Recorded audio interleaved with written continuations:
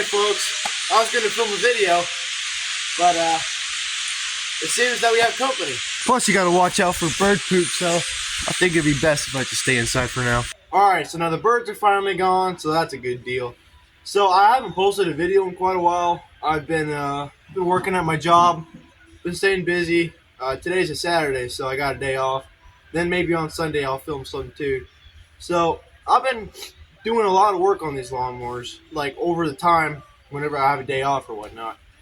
And then every now and then I work inside the house or whatever, doing dishes. Yeah, I'm just going to quickly get you guys caught up on what all I've been doing here, and it's quite a bit. So for my Husqvarna, I don't have a name for this thing yet, maybe like Bad Orange or something, maybe even Bad Attitude, because this thing has a bad attitude ever since I put a 23 horsepower motor on this son of a gun. And of course, it is a Briggs & Stratton. Okay, so this motor actually came off of this Cub Cadet that I worked off of my boss. There was no problems with it except for the transmission was slipping because it is a hydrostatic, which are not my favorite kind of transmissions, but they're okay for like beginners. So we took everything off of this lawnmower and we put it onto my racing mower, and the motor runs good and everything. It fires right over. I'll just quickly go over everything that I did to this thing really quickly. First things first, let's just start off with the customized shifter that I built. It never had a shifter like this because, well, you could tell because of all the bad cuts I made. But this is where the old shifter was at one time. So you can see it in there shifting to the transmission in there. We got all 6 gears and reverse also, so that's a good deal. And plus, this is my only lawnmower that has brakes on it. And all I did was I just I welded in 2 different spots, right there and over there. I built this little battery holder thing here. It's bolted up here somewhere, but it goes down, and also it's bolted there, and then the same on the other side. But I am hoping to get this thing going pretty soon because, so the brace right there, it broke off down there, as you can see. So that is not a good deal. And of course, the pulley that I made for the other motor, it actually went right on this thing, our 9-inch pulley. And of course, this transmission here has the 3-inch pulley. So with that kind of gear ratio, you're going pretty fast. That's what I did with my Husqvarna. I'm moving on to my old Red Murray. The carburetor, I always have socks over the hole that the airflow goes through. And the last sock that was on there, it got pretty old, and a couple pieces broke off of it and actually went into my carburetor, which clogged it up. So that is not a good deal. So what we're going to do in the near future is get all the wiring and put it back on this son of a gun, because it would be nice, because right now I have this pulley on here to pull start it. I mean, like, it fires over. I got a brand new sock on there, so that ought to work. We got a brand new ignition for it also. But what I'm going to do here is I'm going to run the exhaust out this way and up right past the hood before it hits. It's going to come up here a little ways. So that's going to be really nice, because I found a starter for this thing, and if we try to butt it here, it bumps up against here, and you might be like, well, that must be a big starter, and it's actually just an average size. So let me go over of all the things that I did on this thing. So I built a customized gas pedal. It's pretty neat. Don't worry about the welds. This actually came off of my hydrostatic for the to-go pedal or whatever. We got a nice big spring on there, and it runs around over up to here, and I just bolted with a couple of washers, bolted it together, and so now whenever you press the gas, it'll just pull it back. Wham bum. This thing is in desperate need of a wash down. So that's the first thing I did to it, and the second thing is I put a 3-inch pulley on this sucker. Oh, right there it is. What do you know? So if you actually go back a few videos, you'll see of how I did my front pulley on my Husqvarna, and that's exactly of how I did this one. It was a lot more harder because it's a more smaller pulley. So that's really all that I did with this thing. Here's my John Deere that I got for free. It runs and drives and everything, and it's the one with everything on it. And here's my yard machine that we are turning into a lawn chief. The exhaust here, we're just going to run a straight pipe from off the motor straight up. This is our 14.5 horsepower motor. We got a good battery. This actually came off of my Craftsman. We got a 4-inch pulley on the back. The pulley on this motor I can't get off because it's just freaking rusted on there. And I tried banging off with a hammer. We bought a couple of pulley pullers, didn't do anything. So either we gotta torch it off, which I don't have that, or we have to grind it off. And I don't feel like doing all that right now. I mean, like, it'll be just enough to like, kind of like spin out a little bit in the snow. I want to get something going for the winter because that sure would be nice. Oh, I still have to find a couple parts of where the shifter thing for forward, neutral, and drive of where like it sits in. So that's why you can shift it. We still have to make a, what do you call it? I already got the pieces here. What we're going to do here is this is going to be for the clutch. Yeah, the clutch arm or whatever you call it. Yeah, just like this. And then this thing over here spins. So we can make it however far that we want to. So we're just going to weld that up. I think it's going to look a lot more cooler with this lawn chief. We're still going to have to try to figure out a hood though for it. I mean, like for the top part.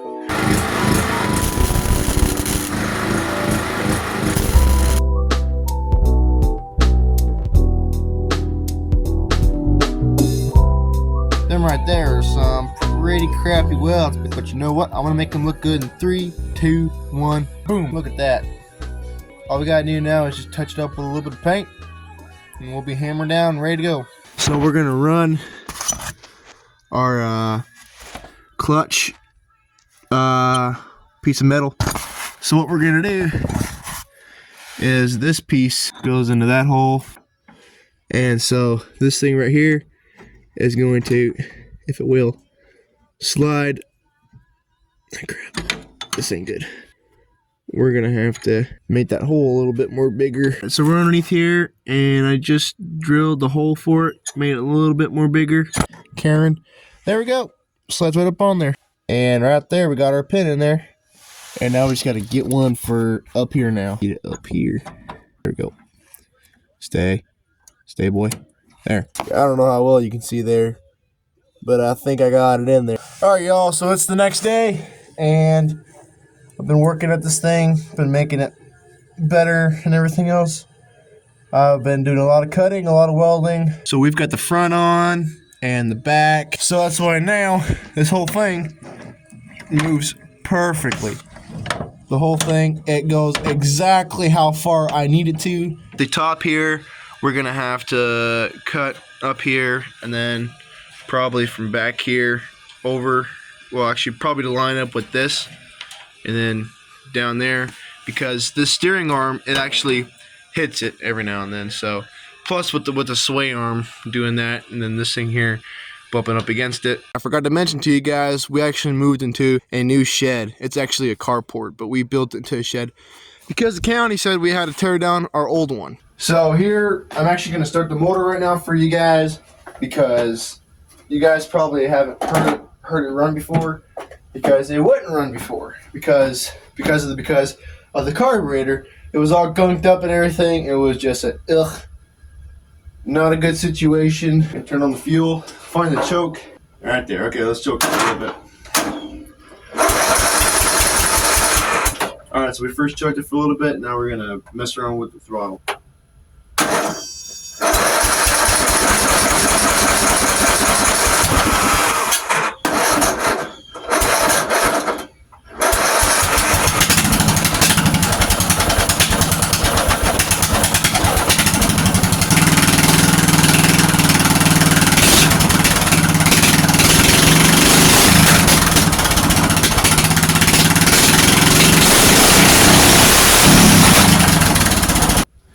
It's really cold, that's why I was kind of not running fully before.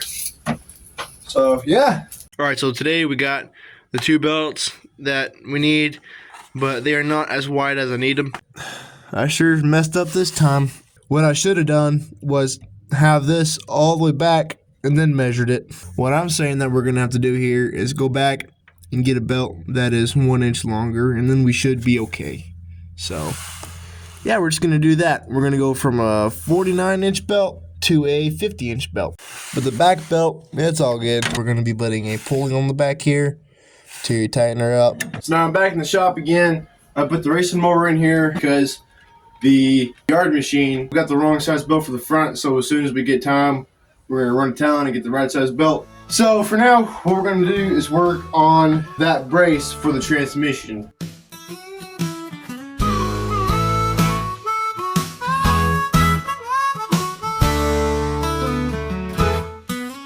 so now she's up, and I'll start working on her. So we got to remove the body panel because it'd be a lot more easier to get at this thing. Plus take off the tire, and this thing, it's just bolted on there by 2 bolts up in there. So we're just gonna take this off and then unbolt it. 1, 2, 3, 4, and it just will slide right off.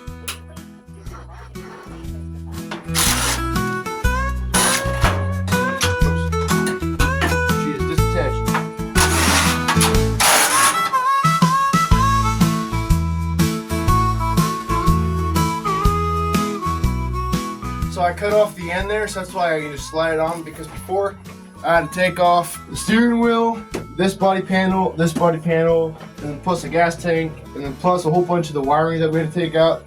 That was just too much work. Now y'all are getting a first hand of what my custom exhaust looks like. So what I did here was I just cut here and here and I bent it. This piece right here looked just like this piece right here. As you can see, here's the shifter. Now you can see how it all is hooked up right there and down there. So it was quite the process of working on it and everything. All right, so right here we're gonna work on this right now. That just sucks, man. Here's my truck. Someday I'll make a video about what all that I did on this thing. I still want to put like a big bumper on it, a big grill, and it's a pretty clean truck, I'd say. I did a lot of work to it, a lot of interior work. That's a little dirty, but as you can see, it's been used. It has over 123,000 miles on it. But tell you what, the transmission rides like a freaking dream. It's a 6.0 liter V8. It is a 3/4 ton, 2500, so it's a fairly decent sized truck. Man, these are some of my most best welds yet. They look pretty good to me. Oh yeah, she's in there good now, so that's good. Now I'm gonna put everything back on, and then we're gonna put some fuel into the gas tank.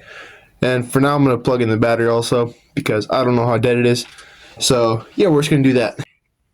All right, so I'm just gonna quickly go over on everything that I just did with this thing. I fixed the spring to where the belt won't rub on it. I fixed the steering, and I got the battery attached up. I checked the spark plugs a little earlier, and they were loose like no one's business. Like you could unloosen them just with your hands. So I quickly tightened them back up. I'll put the dashboard on there, so whenever you turn the key over, everything lights up. That's how much that the battery's charged, and that's how many hours are on it. 521 hours and 1 minute. Let's just see if it cranks over.